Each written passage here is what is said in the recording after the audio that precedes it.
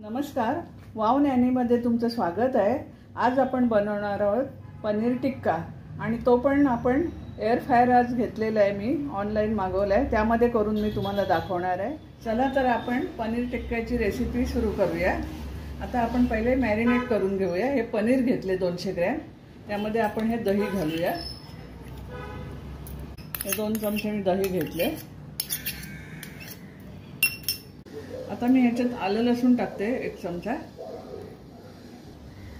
आता मी हे लाल तिखट टाकते, मिरची पावडर आहे आपली काश्मीरी 1 चमचा घेतले मी ही। हा गरम मसाला अर्धा चमचा घेतलाय। धणा जिरा पावडर एकत्र आहे ही 1 चमचा। हळद अर्धा चमचा टाकते। हा ओवा घेतलाय मी पाव चमचा, थोडासा अगदी टाकायचा ओवा। आणि हे मीठ टाकते मी आपल्या चवीप्रमाणे टाकायचं। कसुरी मेथी टाकली ही। आणि हे आपलं आहे कांदा आणि शिमला मिरचीचे मी असे चौकोनी तुकडे करून घेतलेत। अर्धी मिरची घेतली आणि अर्धा कांदा घेतलाय, त्याचे तुकडे करून घेतलेत। लिंबाचा रस टाकते 1 चमचा। आणि हे असं मॅरिनेट करून घेऊया पूर्ण।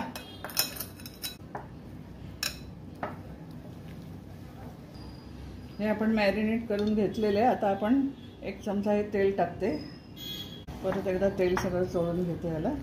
हे आता अर्धा तास झाकून ठेवते। कालच मी हा एअर फ्रायर घेतलेला आहे। आता पनीर टिक्का आपण ह्यामध्येच फ्राय करणार आहोत, तर 180 डिग्रीवर आपण हा 5 मिनिटं प्री हीट करून घेऊया। आता हे पनीरचे पीस आपण ह्या सिलिकॉन डिशमध्ये लावून घेऊया। याला मी तेल लावून घेतलेलं आहे, तर एक एक करून आपण असे पीस लावून घेऊया।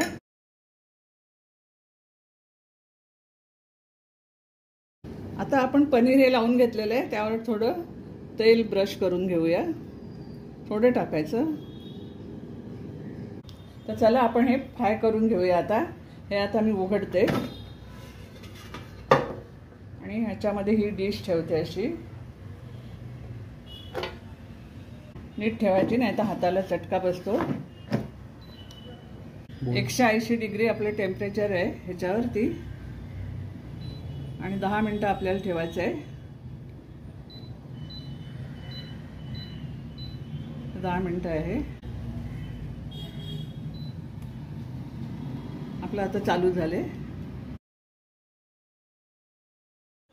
आता आपली 10 मिनिटं झालेली आहेत। आता आपण परत उघडून बघूया। हे बघा, हे छान झालेलं आहे एका बाजूने। आता आपण पलटून घेऊया सगळे।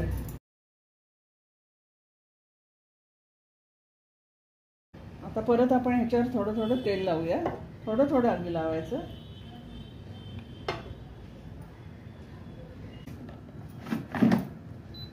आपण हे 10 मिनिटं परत ठेवूया ह्याच्यामध्येच, उलटून घेतलेले आहेत ना म्हणून। आता आपला पनीर टिक्का झालेला आहे। 10 मिनिटं झाली आणि आपला पनीर टिक्का झालेला आहे। आता मी उघडते। हा बघा किती छान झालेला आहे। आता मी सर्विंग प्लेटमध्ये काढून घेते सर्व। आता आपलं हे खाण्यासाठी तयार आहे। ह्याच्यावरनं आपण चाट मसाला थोडा भुरभुरून घेऊया। आणि ही पुदिना चटणी आहे, पुदिना चटणी बरोबर खायचं असं लावून। हे बघा असं। माझा व्हिडिओ तुम्हाला आवडला असेल तर लाईक करा, शेअर करा आणि सबस्क्राईब करा आणि कॉमेंट्समध्ये लिहायला विसरू नका। तो परत धन्यवाद, बाय बाय।